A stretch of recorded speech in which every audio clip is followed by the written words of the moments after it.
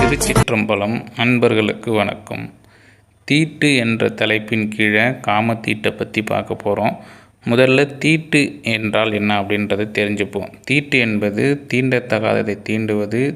தீட்டுடன் இறைவனை கும்பிட்டால் இறைவன் ஏற்க மாட்டான் என்பார்கள். குழந்தைகள் பிறந்தாலும் தீட்டு, பெண்களின் மாதவிடாவும் தீட்டு, இறந்தாலும் தீட்டு, ஆண் பெண் ஒன்று கூடினாலும் தீட்டு. அப்படி பார்த்தால் தீட்டினால் உருவான நமது உடலை ஒரு தீட்டுதானே.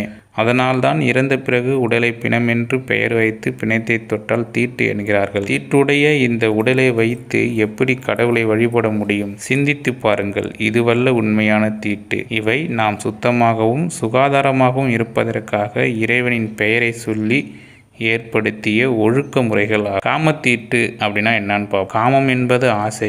நாம் எந்த பொருள் மீதும் ஆசை வைத்தால் அந்த பொருளின் நினைவாக ஆகிவிடுகின்றோம். நம் உள்ளத்தில் எந்த நேரமும் அந்த பொருள் மீதான ஞாபகமே இருக்கும். அதை அடைவதற்கு முயற்சி செய்வோம், அலைவதுமாக இருப்போம். அந்த பொருள் கிடைத்துவிட்டால் மனதில் சந்தோஷம் உண்டாகும், இல்லை என்றால் மனதில் சதவேதனை ஏற்படும். இப்படிப்பட்ட நேரங்களில் இறைவனை பற்றி சிந்தனை செய்ய முடியாது. இதனால் தான் ஆசைக்கு அடிமையாகாத என்கிறார்கள். காமத்தீட்டு அப்படின்னு பார்த்தீங்கன்னா அது ஒரே ஒரு விதம் மட்டும் குறிக்கிற பொருள் கிடையாது.